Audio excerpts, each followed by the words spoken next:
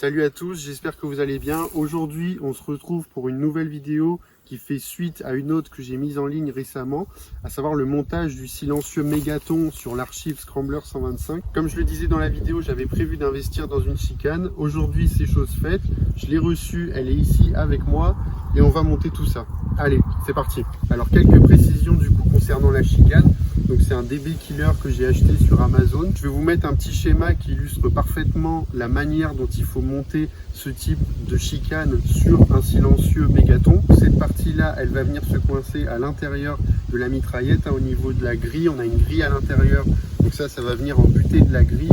Et de l'autre côté, ça va venir se plaquer contre le contre-cône. Sachant que le but, c'est d'éviter au maximum les résonances, notamment dans le contre-cône. Donc on va voir si c'est efficace. Normalement c'est censé l'être, mais on va vérifier ça. Je vous ferai un avant et un après. Donc maintenant on passe au montage. Donc du coup, comme je vous disais, ici on a une grille à l'intérieur. Voilà, je ne sais pas si on la verra. Si, ici. Donc le principe, c'est que cette partie-ci de la chicane va venir buter au fond. Hop, comme ceci. Et de l'autre côté, au niveau du contre-cône, voilà, ça va venir s'emboîter. Alors là, bien sûr, j'enlèverai l'écrou. Mais normalement, voilà, ça vient s'emboîter ici. Donc là, je ne sais pas si on voit. De telle sorte que le diamètre est parfaitement adapté. Voilà, c'est bien plaqué contre. Normalement, quand ce sera serré de chaque côté, ça ne bougera pas.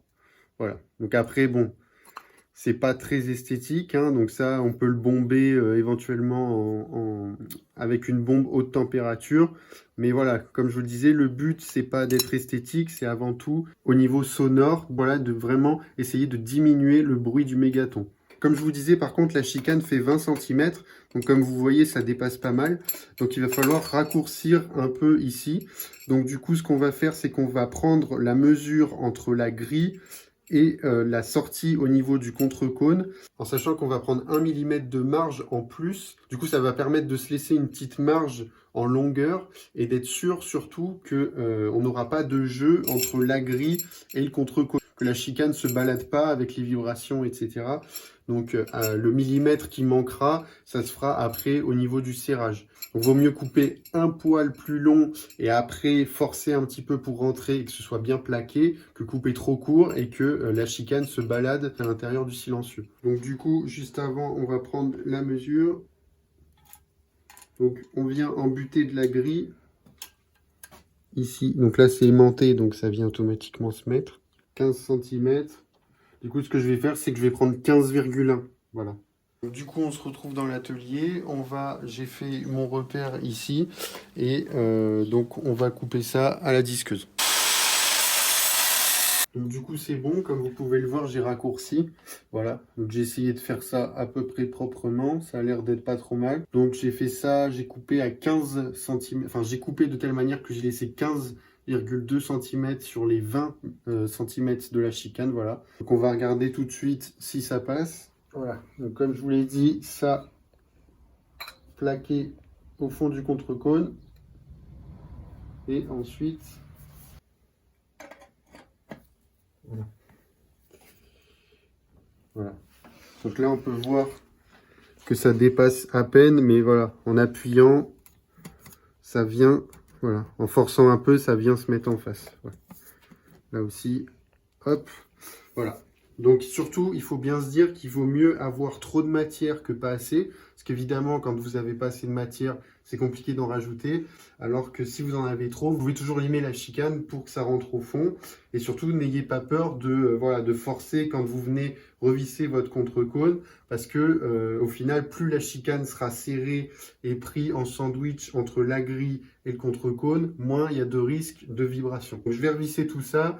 Je vais remonter et on se retrouve juste après dehors pour faire une comparaison du bruit avec et sans chicane. Voilà, donc je vous retrouve juste avant le remontage, juste pour vous montrer. Donc j'ai refixé les 3 vis qui fixent le contre-cône sur le reste du silencieux. Et comme vous pouvez le voir, voilà, c'est bien plaqué. On n'a pas de... ça bouge pas du tout. Voilà. Donc c'est qu'on est bon. Donc on passe au remontage.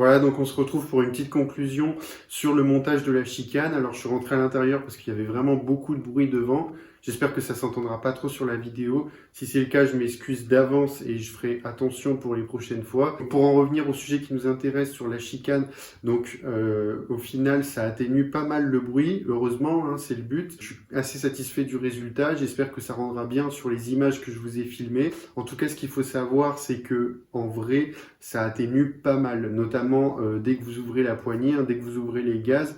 Le bruit est totalement différent de ce qu'on avait sans la chicane.